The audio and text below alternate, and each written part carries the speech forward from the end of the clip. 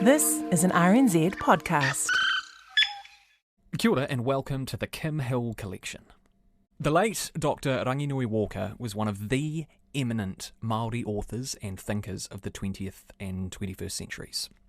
He wrote often about the struggles for Māori land rights and cultural identity, and in the words of Professor Paul Spoonley, he had no reservations about confronting Pākehā New Zealanders about their lack of understanding and prejudices towards Māori.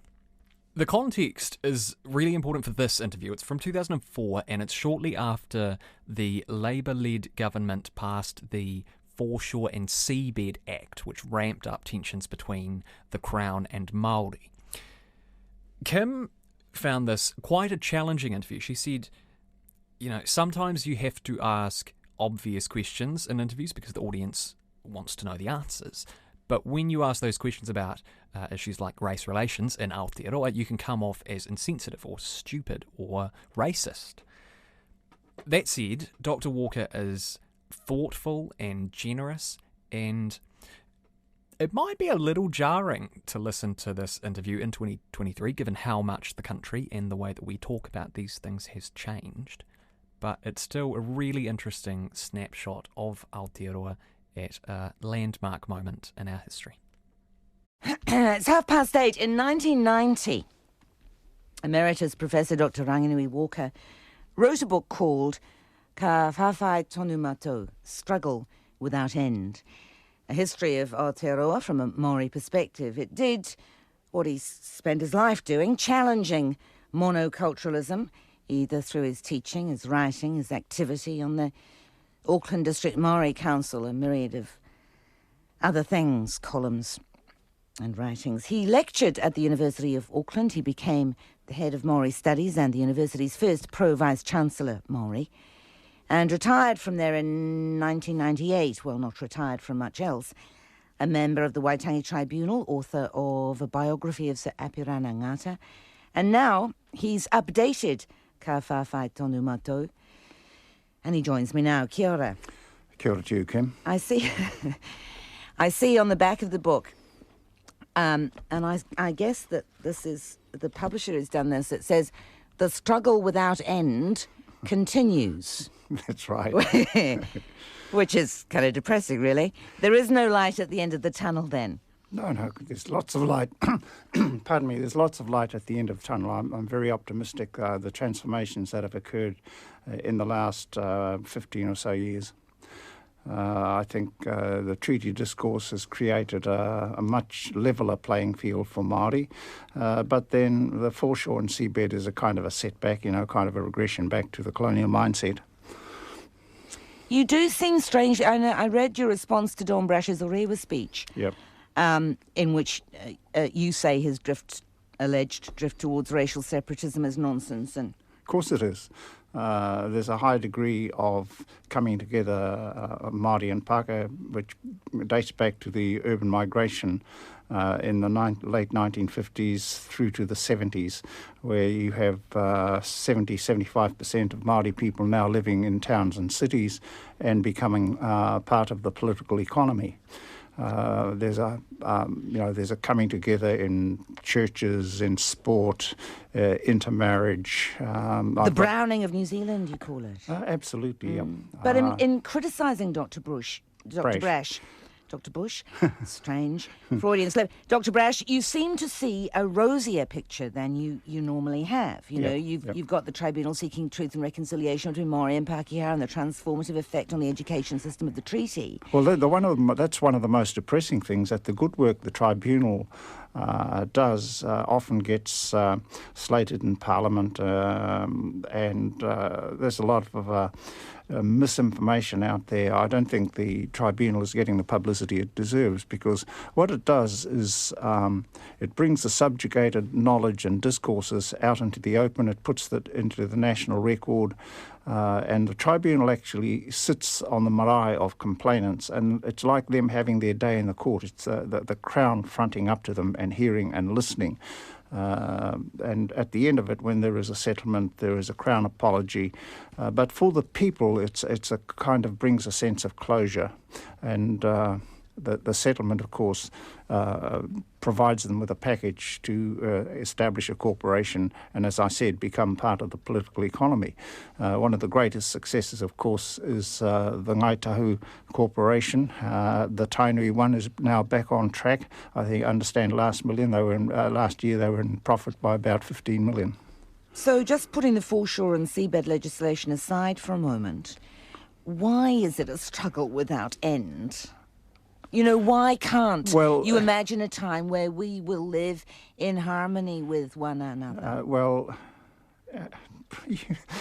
You mustn't put it in that depressing way. But it does. Do you understand? To a Pākehā, it does seem depressing. To Māori, I suspect, correct me if I'm wrong, part of the identity is, in fact, struggle for your identity. The identity thing has been one, Kim. We're witnessing the most powerful comeback of an indigenous culture from the trauma of the colonial experience, and Māori are actually leading the world in that comeback. Other indigenous people are looking towards Māori for such things as language recovery, establishment of kura kaupapa kohanga, establishment of wānanga, engaging in the tertiary education, and Māori are reaching out there into those people and helping, and they're cooperating. And this is something that we should celebrate. But coming back to that depressing point, it's got little to do with Māori Pākehā, but everything to do with power, with government. That's where the problem is. I mean, Pākehā now, many of them have seen the injustice of the foreshore seabed legislation and have sided with Māori on that.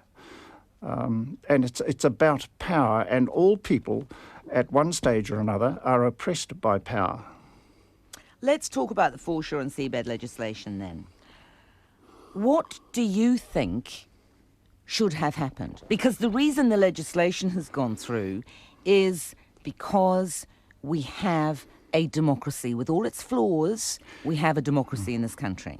The major flaw of democracy, Kim, is tyranny of the majority. That was identified by de Tocqueville in the previous century. Yeah. So what are you going to do, ditch democracy? No, it's an imperfect ideology, but it's the best we have, and we have to work hard to make it function. All right, and as I understand it then, the way it functioned was that the Labour government could not tolerate the perception, which was probably not what was going to happen, but the perception by the majority, the Pākehā, that Māori could get some kind of exclusivity to areas of foreshore and seabed. Consequently, they had to pass legislation to make people look as if they were stopping something that may never happen. Yeah. Right? That's right. Okay. So that's democracy. But in the end, even though the perception is that it's confiscation, it may not be a confiscation at all, because Māori can still go to the court and claim that they have some kind of customary right over areas of foreshore and seabed. Is that not right? No, that's not right. If you were to look around the coastline of New Zealand, where you see development, those areas are owned by Pākehā. Where you see there's no development, the chances are it's owned by Māori. If you go to, say, to Coromandel, and over the hill from Coromandel, there's a beautiful little bay that's virtually in a natural state, and that's Kennedy's Bay. That's owned by a Māori iwi. And thank goodness that it's still in its natural state. It hasn't been ruined by development. You go from Opotiki right round to Gisborne, the same there. That land belongs to Ngāti Porou, and they are negotiating with the Crown to assert their mana as guaranteed under the treaty over that land. Now, if Pākehā go there, they will go there respecting the ownership of that tribe. There are very few places now around the country where people can set up a tent along the shoreline. And is that, you telling me, what Māori wanted? No, I'm not saying that's what Māori want. I'm pointing out that development is setting up exclusive rights to that shoreline. Is it, though? Well, you may think it is, and it may look as if it is, but it's not, actually, There are plenty of no-go areas around the coast, Kim, that the private property keep out. There's a little island offshore here where I go fishing off this island, and there's a sign there, this is private property, keep out. You see, one of the interesting things about the origins of the foreshore and seabed legislation is in the Marlborough Sounds, the tribes there appealed because either they believed they were being closed out of marine farming, or that they believed that the marine farming was interfering with their customary fishing practices. They didn't believe they were closed out of marine farming. They were closed out of marine farming. But they wanted to participate, and that's a reflection of the imperfection, one of the imperfections. Will you tell me why they wanted to participate in something that they simultaneously said was destroying their customary fishing grounds?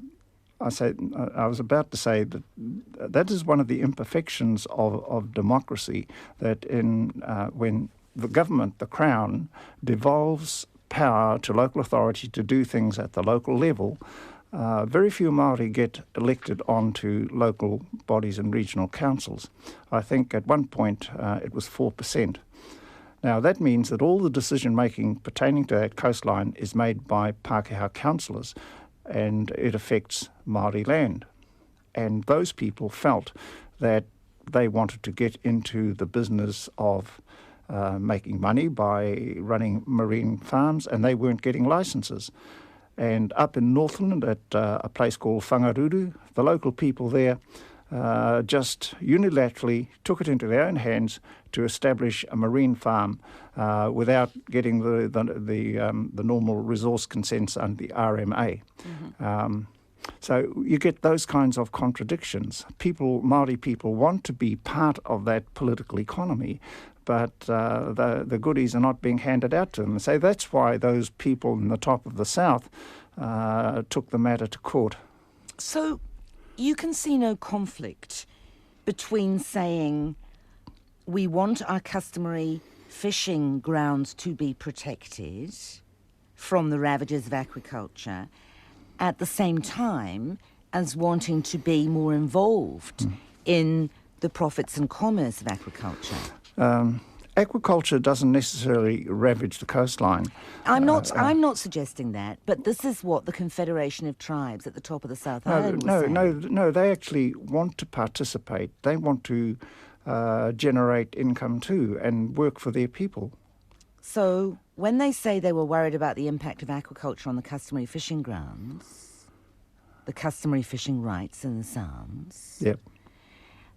Did that have any environmental commentary, or was it simply them saying, we want a piece of the action and we're entitled to it? Well, there's two things going on there. One, they wanted a piece of the action. That was the real purpose of it. The other, of course, is that they had no say in where the licences were allocated, the areas that were designated. And some of those areas that might have been designated would be what they call their mahinga kai, the places where they get certain species of food or shellfish. And I think that's what the issue is. And what it does, it highlights a lack of participation in the decision-making process. So if the government had allowed it to go, any claims to go to the Māori Land Court, and the Māori Land Court would determine the status of foreshore and seabed on particular areas if Māori could establish customary land, below high water mark, which is part of the issue, that would have been by far the better option. You would have been satisfied with that? I'm not sure what their their long-term objectives are, Kim. More than likely, the primary objective is one of the expression of tino rangatiratanga, because the treaty is a balanced equation between kāwanatanga, the right of the Crown to do certain things, and tino rangatiratanga, the right of the Māori iwi to do certain things. Now, the right of the Crown has progressively been established from simple things like setting up a legal system, a law enforcement, a militia, and it just grows on and on to the devolution of power to local bodies. all these things are subsumed under one little word, kāwanatanga. Now, those things were developed progressively as the colony grew and asserted more dominion over things that Māori had and did, and the tino rangatiratanga side remained undeveloped. There was a total asymmetry in that relationship, and this is now that we have a lot of educated, qualified people, then they're saying, hey, me too, we want to be part of this, but on our terms. Let's get together. It's interesting that you see it as a balanced equation, and I guess that's in an optimistic sense. It's also possible to say that Article 1 and Article 2 are incompatible, isn't it? You can't have... Well, the reason for that incompatibility, Kim, is that at that time, Māori people owned and dominated the country. They were well armed, they outnumbered Pākehā by 60-1, and they came here on Māori terms. And that's why they got a good deal out of the most powerful empire in the world. And, the British didn't want to come in here with gunships. They didn't particularly want to have New Zealand. They just didn't want other people to have it. And so they did this deal, and the Māori chiefs, under the guidance of some of their missionary mentors, wrung a good deal out of the Crown. And, of course, the Crown is now being made to pay for that deal. How do you think Māori should respond to the foreshore and seabed legislation? Well, already we've heard talk of the activists organising protest activity. Does that worry you? And that's why the struggle goes on without end. Well, I think Helen Clark and the Attorney General made a mistake. They were spooked.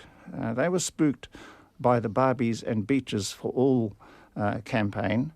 The National Party campaign. Yeah. There was a protest in Nelson, and people had placards marching up and down and saying whites have rights too. And I think when you use terminology like that, we're flirting with the underbelly of the psyche of New Zealand, that has that racist element in it. And I'm really sorry to see this once great national party flirting with that. So when Don Brash gave his Orewa speech, it really was a watershed, was it? Because Bill English had said much the same before it. Well, Kim, let me let you in on a secret. Bill English spoke to me at the Knowledge Wave conference last year. He wanted to talk to me, and I said, okay, next time you're in town, we'll meet, and Deirdre will make you some scones, we'll have a nice cup of tea. And Bill came round, and I found Bill to be a very intelligent, a very knowledgeable person. He knows the treaty discourse, and so I said to him, Bill, you don't need any advice from me. You've got Georgina there, you've got Wira Gardner and Heki Aparata in your party. We think alike on the way our nation should be. And we parted good friends. And a few days later, he came out with his One Law for All statement. And I was horrified. I thought, this isn't the person that I spoke to. So quite clearly there are people who are pushing that racist button behind him, but he didn't do it with any high degree of enthusiasm, and so he got rolled, and Don Brash got put in. And of course Brash, being a money man, is myopic. He's not really aware of the social realities of New Zealand culture, and that speech was just a collection of mantras that you hear on talkback radio and in the tabloid newspapers. Interestingly enough, well, you say interestingly enough, the response by most commentators and journalists to the Orewa speech was negative. Oh, that's right, they oppose him. Well, I find that quite interesting too, because the media is continually damned by you and others for their negative attitude towards Māori. So why wouldn't they applaud the Orewa speech if they were that down on the Māori? Because the media is up on the play of the transformations that are coming about in New Zealand society as a consequence of the treaty discourse, as a consequence of the treaty settlements, and also as a consequence of what's happening in the tertiary education sector, where the treaty is driving some of the transformations there to create a level playing field, to increase Māori participation in education and graduation at the tertiary level. Well, here's the thing then. If you found it surprising that the negative reaction to Brash's speech came from journalists and editorial writers and political commentators on radio and television newspapers, and yet it sent him right up in the polls. I called him Dr. Bush before in a slip of the tongue. But it's the same thing in America, right? All those kind of liberal journos thought, oh, we want John Kerry, George Bush can't possibly win again. And he won again because something's out of sync. There's a whole lot of people out there who felt they actually knew and applauded what Don Brash was talking about. Yeah, as I said, that speech was simply a collection of shibboleths that are out there in the common arena, and it's the fodder of the tabloid newspapers and the talkback radio. There's a lot of votes in that. Sure. This is why. But that's the reason why there was that a strong reaction from the editorial writers and the journalists.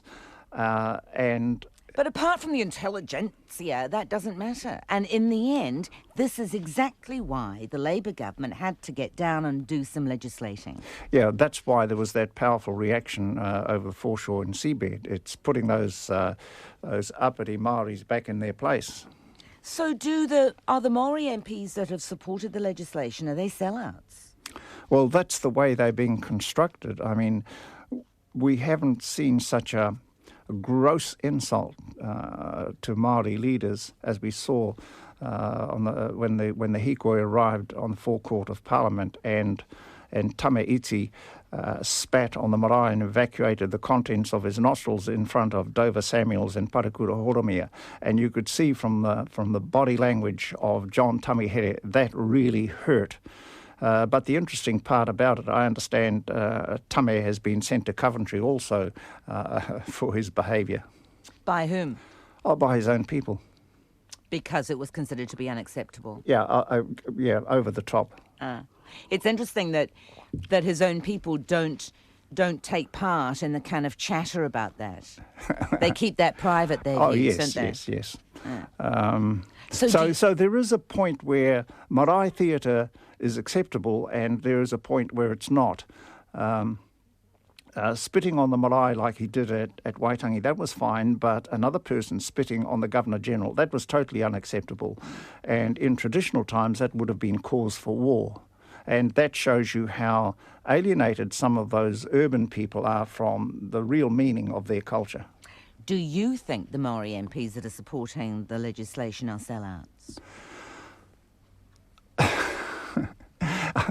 I would prefer not to comment on that. That's why I asked you again. Because I do not belong to any political party, and I try to go straight down the middle of the dynamics of our nation. Well, I think it was Nanaia Mahuta the other day who said it's better to take part in the process than ostracise yourself. I take part in the process at the intellectual level and through my writings, Kim, and that affects a lot of people. And she's taking part in the process by not walking. Yeah. But I've already seen that she's being criticised by her people. And those Māori MPs may well pay at the next election. It's the terrible, terrible burden that Māori MPs carry, don't you think? Absolutely. And as I said, that's the flaw in democracy, that in the end, the will of the majority has its way. What about Georgina Tuhihu, who's in an invidious situation? That was the biggest insult to the Māori people, the sacking of Georgina Tuhihu. Well, she did not agree. She was spokesperson on Māori affairs. She did not agree with the National Party policy as enunciated by Don Brash. What else could he do? Well, he should have spoken to some Māori leaders. And you have the Tuhihu family, along with Dame Te Ati Rangikahu, are the nearest things we have in this country to royalty. And that was a grave insult that went right throughout the rest of the Māori world, not just to those tribes. You see, that's a cultural issue and an important cultural issue to you. But no, it should be an important Should be. cultural issue to all New Zealanders, Should Kim, be, that, but that a there's- person of mana, of good standing, is treated like that. But there's the divide, because the general rule in the Pākehā world is this is politics. You know, you can't become confused. This is politics, this is the hardball. What are you going to do? Get National in? That's the Labour Party attitude. So what are you going to do? You want National to be the government? So they can push and push and push. Well, one of the curious things about National in government, Kim, is often they've given Māori a better deal. That's one of the contradictions of our political system. Well, yeah, except that was presumably before Dr. Brash and his Orewa speech, or before even Dr. Brash came to power. But Dr. Brash is politically naive in many ways. Doesn't matter. He would, if he were to go in, the social dynamics of the treaty discourse, the browning of the public service, the integration of Māori customary procedures throughout the practices of the nation, he would have to go along with it, as have previous prime ministers such as Jim Bolger. Well, except that was when the consensus was in force, and now it's said the consensus has been blown out of the water. I mean, even the Labour... No. I think you will find there's a certain restoration of the status quo. The Labour Party has clawed its position back in the polls. But only...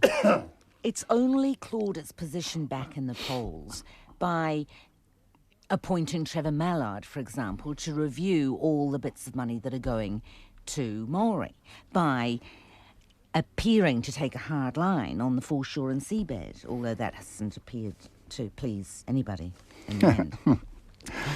You used to support, you went through a stage of supporting New Zealand First, and I suspect it was during the anti-immigration position that they were espousing. No, I don't support any party publicly. That was my own personal position staked out on opposing immigration because of the footprint that we are creating on the landscape. Right. So it wasn't anything to do with No, Winston it wasn't Patience? anything to do with any party. I've been anti-immigration way back since the 1970s because of the stress you place on your environment and the stress you place on our social services. I mean, that's another issue, isn't it? Oh, it's a huge issue. And how do you think that it's going to work out over the next 10 years? I'm anticipating that you will do another update as the struggle without end continues. You know, Yeah, you well- say you're optimistic, but then you simultaneously say the foreshore and seabed is a huge setback. Well, I'm one of those intellectuals who talk about post-colonialism, and I would date that But from... don't you quote somebody as saying, post-colonialism, have they left then? Yeah, that's right. The watershed was the granting of retrospective power to the Waitangi Tribunal back to 1840 to examine our colonial past. That's the watershed, and a lot of people are doing the right thing by that, setting things right. And consequently, we academics use that term post-colonial. And when the Hawaiian academic Honani Trask was here, and she heard that term for the first time, she said, "Have they left?" Yes. And, well, it would seem that the Crown's reaction to the Māori claim to assert customary right to the foreshore and seabed, it would seem not. And so there's got to be an attitudinal change there in Pākehā towards their Māori partner. That's the final bit in the jigsaw puzzle. Except that don't you think a lot of Pākehā don't understand that, an attitudinal change? They think, well, so much has changed in the last 10, 20 years and it's still not enough. Well, the changes have been much worse for Māori, Kim. We understand that. They've been waiting 130, 140 years for their injustices to be put right, and Pākehās have only had to put up with it for the last 10 or 15 years, and they're very impatient people. They're saying, ouch already, stop it. Do you and Deirdre argue about this stuff? Not at all. You're singing from exactly the same page. Exactly. And that must be a very interesting experience for her, being married to you. She has a wonderful life. No, I'm sure she does. But you have, a very interesting family. You've got Māori, you've got Pākehā, you've got Thai, you've got, you're an encapsulation of New Zealand society, if you like. Yeah, and if you've got to the epilogue where I write about Māori television coming on air, she went round to our daughter's place, and our grandson Sam, who's a 10-year-old, who's straight middle New Zealand, lives in Epsom. Both his parents are professional people. And she turned on the Māori television and said, they're not allowed to look at television, right? And the boy was just agog at Māori kids at Raglan after school going surfing, Māori kids doing breakdancing, Māori kids doing science. And he said to his Nana, "Gee, Nana, aren't Māori clever?" Now, that's what Māori television is about. It's affirming Māori identity. Here's a kid who is more Pākehā in his cultural behaviour than he is Māori, saying it's now cool to be Māori, whereas once upon a time, such children would have done all in their power to deny their identity as Māori. It's always very nice to talk to you. Thank you. You're welcome. Dr. Ranginui Walker, whose book, Struggle Without End, Ka Whawhai Tonu Mātou, it's an update of his 1990 book. It's published by Penguin.